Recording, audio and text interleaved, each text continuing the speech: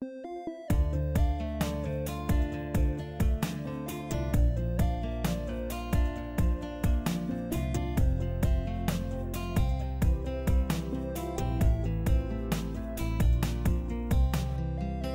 sommes ainsi arrivés à la dernière séquence de cette formation. Que faut-il retenir de ce parcours? Je vous propose un résumé en 10 points. D'abord et surtout, la monnaie c'est fondamental. C'est fondamental pour l'organisation de l'économie, mais c'est aussi fondamental pour la société dans son ensemble.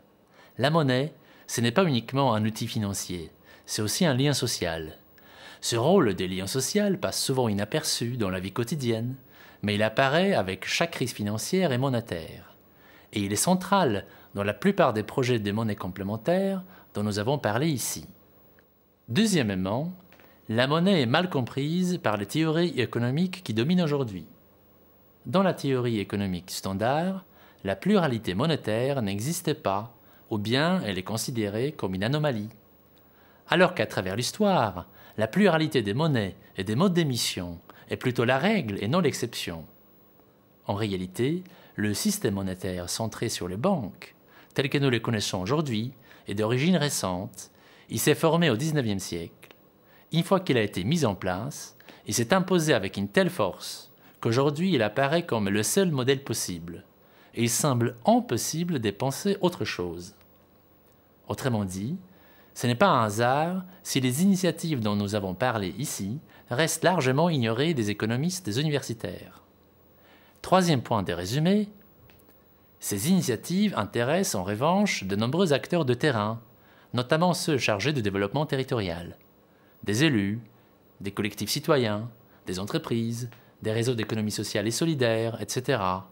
Les collectivités locales paraissent de plus en plus mobilisées dans ce domaine, comme en témoigne leur soutien et leur intérêt pour le fonctionnement et le développement des monnaies complémentaires. Dans ce cours, nous avons identifié et expliqué 3 types de potentiels en lien avec ces défis: la territorialisation des activités, la dynamisation des échanges et la transformation des pratiques et des représentations sociales. Quatrième point de résumé, la recherche de solutions alternatives au système actuel s'intensifie après chaque grande crise monétaire et financière. C'était déjà le cas à l'époque de la Grande Dépression, dans les années 1930, et c'est le cas aujourd'hui. La vague la plus récente des monnaies complémentaires a pris son essor dans les années 2010, dans le sillage de la crise financière mondiale éclatée dans les années 2008-2009. Cinquième point de résumé, les monnaies complémentaires ne représentent pas uniquement une recherche d'alternatives face aux crises bancaires et financières. De façon plus fondamentale, elles veulent répondre aux grands défis sociaux et environnementaux de notre époque. Ces défis ne sont plus les mêmes qu'au XIXe siècle, lorsque le système bancaire et monétaire actuel se mettait en place. Résumons les principaux objectifs poursuivis par les monnaies dont nous avons parlé ici. La plupart des projets s'inscrivent dans la recherche d'un modèle économique plus soutenable. L'ambition est à la fois de changer nos modes de production et d'orienter la consommation vers les modes de vie plus durables. Beaucoup de projets veulent renforcer le rôle des territoires, à la fois leur rôle économique et social. Le territoire comme producteur des ressources, mais aussi comme un cadre de vie, comme l'espace d'un lien social de proximité. Un troisième objectif, transversal, concerne la cohésion sociale, face aux inégalités sociales et territoriales qui augmentent aujourd'hui. Sixième point des résumés, ces objectifs sont remplis de façon très partielle pour le moment. N'oublions pas que les monnaies complémentaires sont des innovations sociales. Elles foisonnent, mais elles sont souvent fragiles. Globalement, les monnaies complémentaires sont des outils de sensibilisation citoyenne et de lien social. Leur rôle proprement économique est encore marginal, simplement parce que le projet reste de taille limitée. Les cas les plus prometteurs montrent néanmoins le potentiel de ces monnaies pour renforcer les échanges locaux et la production locale. Face à ce constat, nous avons exploré des leviers pour changer d'échelle. Par exemple, donner un rôle accru aux collectivités locales au sein du réseau monétaire, mieux articuler les monnaies locales avec d'autres initiatives, autrement dit, inscrire la monnaie dans une stratégie de développement territorial plus large. N'oublions pas que ces monnaies sont des outils de transformation économique et sociale.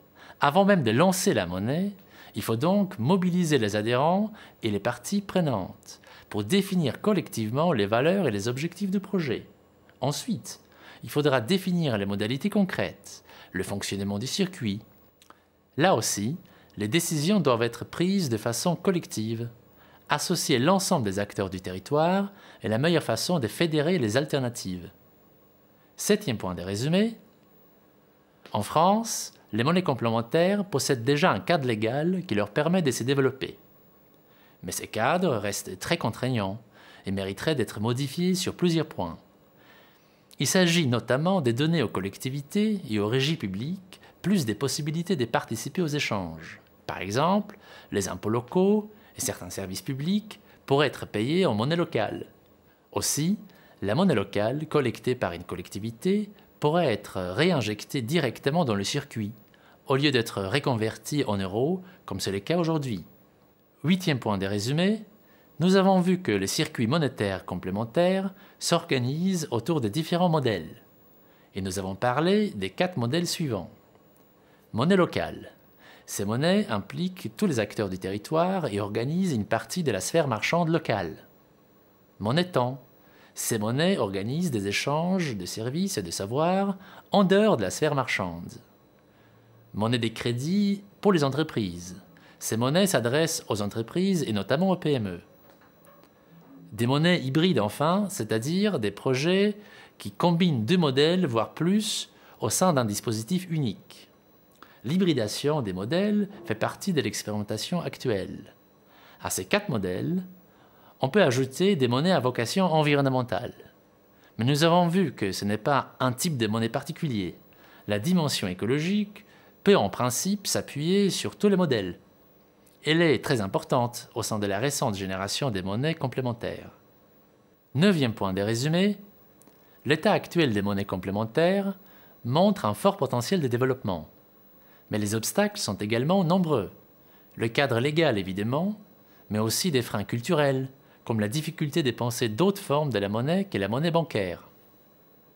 Et le 10e point pour terminer, les monnaies complémentaires veulent changer notre modèle économique et social. Mais elles ne pourront pas le faire toutes seules.